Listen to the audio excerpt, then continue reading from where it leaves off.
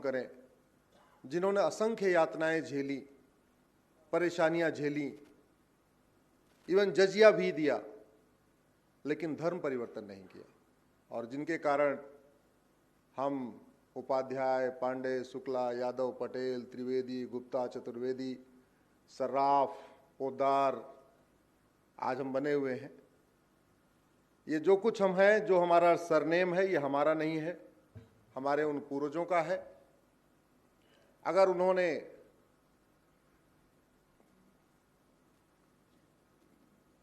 प्रतिरोध नहीं किया होता और डर गए होते तो आज हमारा नाम भी कुछ और होता, हमारी पहचान भी कुछ और होती, हमारी परंपरा भी कुछ और होती, हमारा रीति रिवाज कुछ और होता, हमारा त्यौहार भी कुछ और होता, हमारा सोचने का तरीका भी कुछ और होता, सब कुछ बदल गया होता। तो इसलिए आज हम जहां भी हैं, जो कुछ भी कर रहे हैं, वो सब अपने उन पूर्वजों के कारण कर रहे हैं। मंच पर उपस्थित परम पूज्य स्वामी जी को प्रणाम करता हूं। मित्र सराफ जी, आपको धन्यवाद देता हूं, आपने मुझे दिल्ली से बुलाया। सामने विधायिका साहिबा बैठी हैं, मेयर साहिबा बैठी हैं, कप्तान साहब, और भी जितने भी, सबको मैं प्रणाम करता हूं।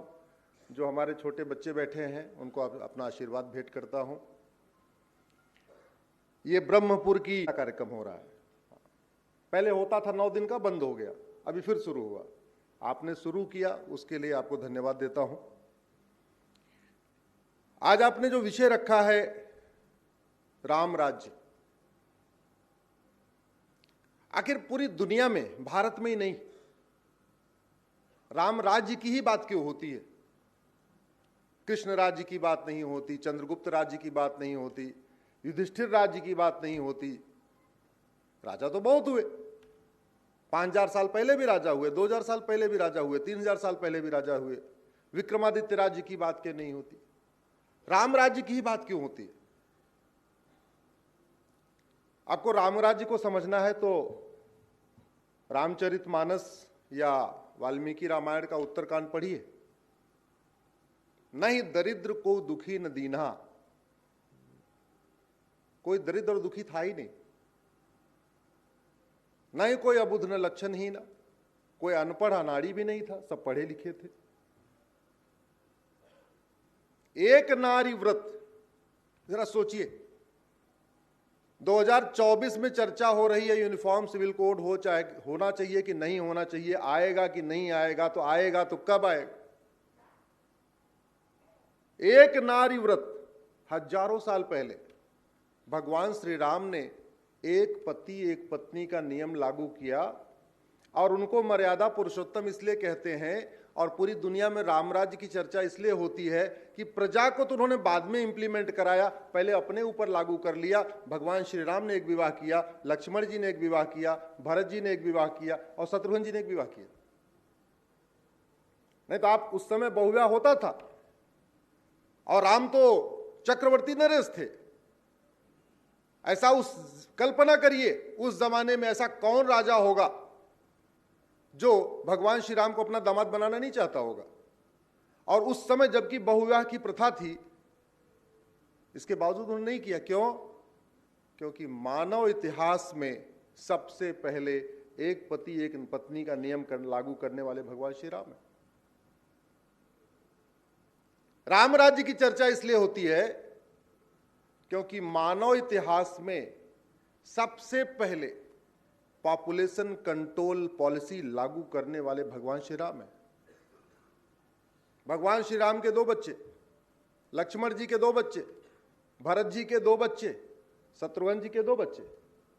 अभी हम 2024 में भारत में चर्चा कर रहे हैं, हमारे 2 लागू होना चाहिए कि नहीं होना चाहिए? जनसंख्या नियंत्रण कानून लागू होना चाहिए कि नहीं होना चाहिए? आपके मध्य प्रदेश में तो केवल इतना हुआ है, कानून बना है कि 2 से ज्यादा बच्चे होंगे तो मेयर नहीं बन पाएंगे, विधायक नहीं बन पाएंगे, चुनाव नहीं लड़ पाएंगे। क्यों मैडम? ऐसा ही है ना। हजारों साल पहले भगवान श्री राम ने लागू किया, जिसके 2 से ज्यादा बच्चे होंगे न वो पार्षद बन पाएगा न सभासद बन पाएगा। उस समय सभासद जो पद होता था उसको सभासद कहते थे, उस समय लागू की। अभी हम चर्चा कर रहे हैं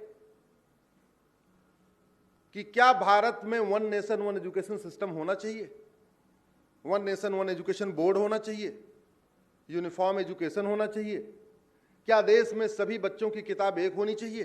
अभी चर्चा कर रहे हैं, लागू नहीं हुआ है। अभी हम चर्चा कर रहे हैं कि गरीब हो या अमीर किताब एक होनी चाहिए, मंत्री का बच्चा हो या संतरी का बच्चा हो किताब एक होनी चाहिए, सिलेबस करिकुलम कॉमन होना चाहिए, अपनी अपनी भाषा में पढ़े, बंगाल वाला बंगाली में पढ़े, गुजरात वाला गुजरात में पढ़े, महाराष्ट्र वाला मराठी में पढ़े, तमिलनाडु वाला तमिल में पढ़े, सिलेबस करिकुलम कॉमन होना चाहिए। अभी हम चर्चा कर रहे हैं, अभी लागू नहीं हुआ। आपके हजारों साल पहले भगवान श्री राम ने यूनिफॉर्म एजुकेशन सिस्टम लागू किया था। इसलिए पूरी दुनिया में गुड गवर्नेंस का जो बेस्ट मॉडल बताया गया राम राज्य, क्योंकि जिन विषयों पे चर्चा आज हो रही है अमेरिका में, सिंगापुर में, फ्रांस में, जापान में, भारत में, ऐसे बहुत सारी नीतियों को भगवान श्री राम बहुत पहले लागू कर चुके हैं, इसलिए चर्चा हो रही है। तो अगले 1 घंटे तक राम राज्य की चर्चा करेंगे।